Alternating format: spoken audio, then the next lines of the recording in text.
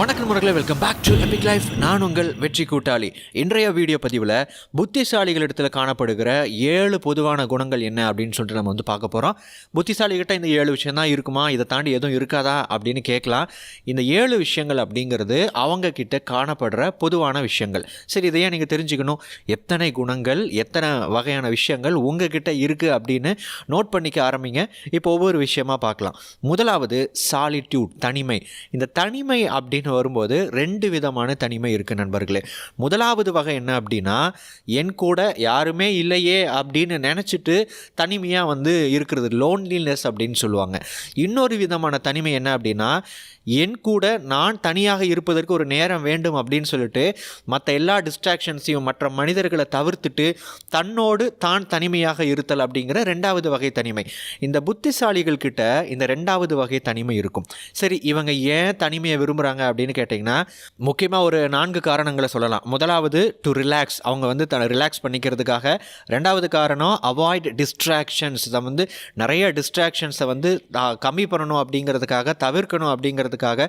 3வது காரணம் to think, யோசிப்பதற்காக, சிந்திப்பதற்காக. 4வது முக்கியமான காரணம் to refresh with a hobby, அவங்களுக்கு ஏதாவது ஒரு ஸ்பெஷல் ஹாபி இருக்கும், அந்த ஹாபியை வச்சு அவங்களுடைய மைண்டை ரெஃப்ரெஷ் பண்ணுறதுக்காக தன்னுடைய தனிமையான நேரத்தை பயன்படுத்திக்குவாங்க. உதாரணத்துக்கு ஆல்பர்ட் ஐன்ஸ்டீன் வந்து பார்த்திங்கன்னா தனிமையில் வந்து அவருடைய வயலின் எடுத்துகிட்டு வாசிக்க ஆரம்பிச்சிருவாராம்.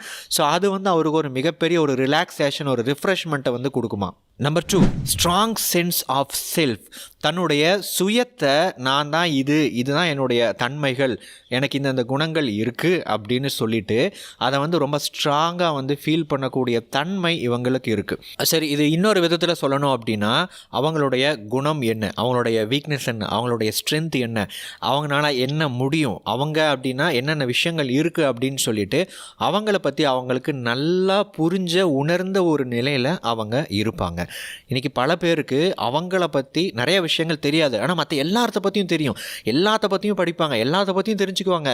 ஆனால் அவங்கள பற்றி நிறைய பேர் இன்றைக்கி அறிந்து கொள்வது இல்லை, உணர்ந்து கொள்வது இல்லை. ஏன்னா அதற்கான நேரத்தை நிறைய பேர் ஒதுக்குவது கிடையாது. நண்பர்களே, இந்த புத்திசாலிகள் கிட்ட நான் இதுதான் அப்படிங்கிற ஒரு தன்மை இருக்கும்.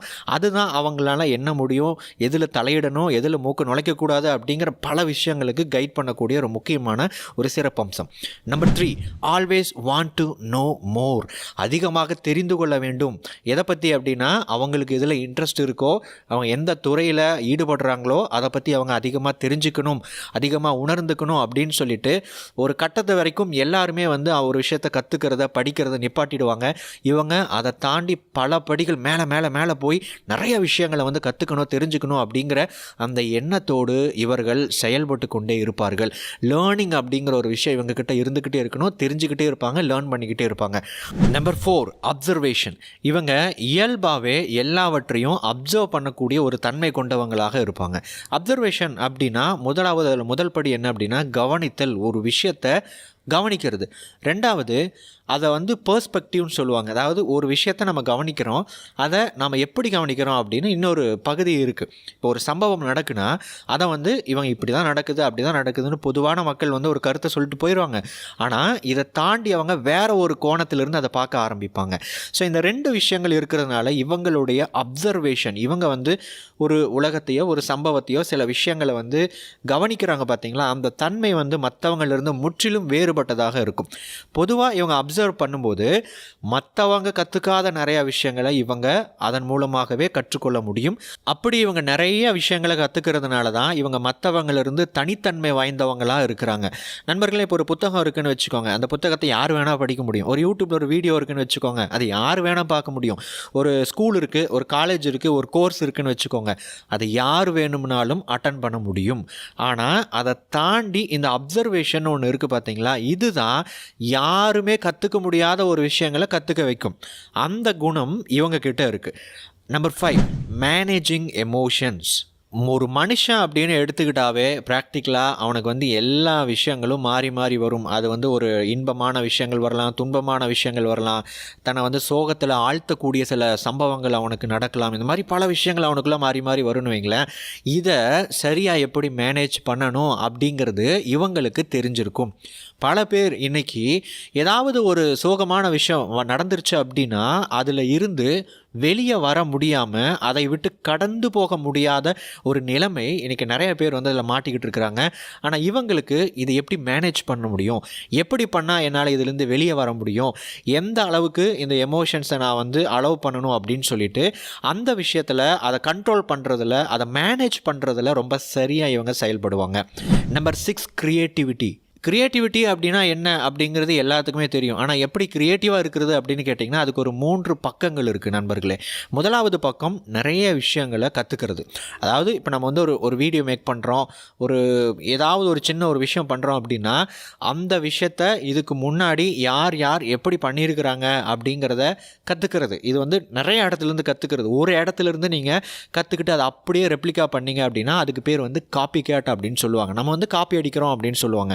ஆனால் இதே 10 பேர்த்துக்கிட்ட இருந்து, 50 பேர்த்துக்கிட்ட இருந்து, 100 பேர்த்துக்கிட்ட இருந்து நீங்கள் கற்றுக்கிட்டு அதை நீங்கள் உங்களுடைய ஸ்டைலில் அதை வந்து அப்படியே ரிஃப்ளெக்ட் பண்ணிங்க அப்படின்னா நீங்கள் யூனிக் அப்படின்னு சொல்லிட்டு எல்லாருமே வந்து பாராட்டுவாங்க. ஸோ அந்த மாதிரி நிறையா சோர்ஸஸில் இருந்து கற்றுக்கிறது இது வந்து முதல் பகுதி. இன்னொரு பகுதி என்ன அப்படின்னா உங்களுடைய ஓன் ஐடியா. ஸோ இதை வந்து நீங்கள் எப்படி கற்றுக்கிட்டீங்க, இதை எப்படி நீங்கள் பார்க்குறீங்க, இதை வந்து எப்படி நீங்கள் புரிஞ்சுக்கிட்டீங்க அப்படிங்கிறது ஒரு பக்கம். 3வது பக்கம் அப்படிங்கிறது உங்களுடைய ஓன் ஸ்டைலில் இந்த 2 விஷயத்தையும் ஒரு ஜூஸ் மாதிரி அடித்து வெளிப்படுத்துனீங்க அப்படின்னா அதுதான் வந்து க்ரியேட்டிவிட்டி அப்படிங்கிறது. இந்த க்ரியேட்டிவிட்டி அப்படின்னா யாருமே சொல்லாத கருத்தை சொல்கிறது கிடையாது, யாருமே செய்யாத விஷயத்த செய்கிறது இல்லை, யாருமே உருவாக்காத விஷயத்த உருவாக்குறது இல்லை. எல்லாருமே பண்ணி வச்சுருப்பாங்க, எல்லாருமே ஏதாவது ஒரு கருத்தை சொல்லியிருப்பாங்க. எதுவுமே சொல்கிறதுக்கோ செய்கிறதுக்கோ பண்ணுறதுக்கோ உருவாக்குறதுக்கோ புதுசாக ஒன்றும் கிடையாது. ஆனால் இந்த 3 விஷயங்களை உள்ளடக்கி ஒரு விஷயத்தை நீங்கள் வந்து எக்ஸ்ப்ரெஸ் பண்ணிங்க அப்படின்னா அதுதான் வந்து க்ரியேட்டிவிட்டி. அது கொஞ்சம் டிஃப்ரெண்ட்டாக இருக்கும், யூனிக்காக இருக்கும். ஆனால் அதோட ஒரு தொடர் வந்து இருந்துக்கிட்டே தான் இருக்கும். இதுக்கு முன்னாடி யாரோ ஒருத்தங்க அதை பண்ணியிருப்பாங்க, செஞ்சுருப்பாங்க. ஆனால் இது கொஞ்சம் புதுசாக இருக்கும். அதுதான் வந்து க்ரியேட்டிவிட்டி அப்படிங்கிறது. Number 7, good memory. Good memory அப்படின்னா நல்ல ஒரு நினைவாற்றல் அப்படின்னு சொல்லலாம். அதாவது நம்ம படிக்கிற அத்தனை விஷயங்களையும் சில பேர்னால் வந்து ஒரு ஃபோட்டோகிராஃபிக் மெமரி அப்படின்னு சொல்லுவாங்க. ஒரு ஃபோட்டோ எடுத்து வச்ச மாதிரி அதில் ஒரு விஷயம் கூட மாறாமல் அப்படி எல்லாத்தையும் ஞாபகம் வச்சுருப்பாங்க. சில பேர் வந்து பார்த்திங்கன்னா அதில் என்ன முக்கியமாக நம்ம ஞாபகம் வச்சுக்கணுமோ, எது வந்து நம்முடைய நினைவில் இருக்கணுமோ அதை மட்டும் அவங்களுடைய நினைவில் வந்து எடுத்துக்குவாங்க. இது வந்து இயல்பாகவே அந்த தன்மை அவங்களுக்கு இருக்கும். ஸோ அது வந்து ஃபோட்டோகிராஃபிக் மெமரியாக இருக்கலாம், அல்லது முக்கியமான விஷயங்களை தன்னுடைய மனதில் தன்னுடைய நினைவில் வந்து வச்சுக்கக்கூடிய ஒரு மெமரியாக இருக்கலாம். எதுவாக இருந்தாலும் சரி, இந்த இன்டெலிஜென்ட் பீப்புளுக்கு வந்து பார்த்திங்கன்னா அவங்க வந்து நினைவில் வைத்து கொள்ளக்கூடிய அந்த தன்மை அப்படிங்கிறது ரொம்ப ரொம்ப அதிகமாக இருக்கும். அப்படி அவங்க நிறையா விஷயங்களை நினைவில் வச்சுக்கிறதன் மூலமாகத்தான் அவங்க நிறையா விஷயங்களை க்ரியேட்டிவாக செயல்பட முடியுது, நிறையா விஷயங்களை வந்து அப்சர்வ் பண்ண முடியுது, நிறையா விஷயங்களை கற்றுக்க முடியுது, நிறையா விஷயங்களை எக்ஸ்ப்ரெஸ் பண்ணவும் முடியுது. நண்பர்களை, இப்போ பார்த்த இந்த 7 அடையாளங்களில் எந்தெந்த குணங்கள், எந்தெந்த அடையாளங்கள் உங்ககிட்ட இருக்குது அப்படின்னு கொஞ்சம் யோசிச்சு பாருங்கள். அடுத்த வீடியோ பதிவில் மேலும் ஒரு பயனுள்ள தகவலோடு உங்களை சந்திக்கிறேன். தேங்க்ஸ் ஃபார் வாட்சிங்.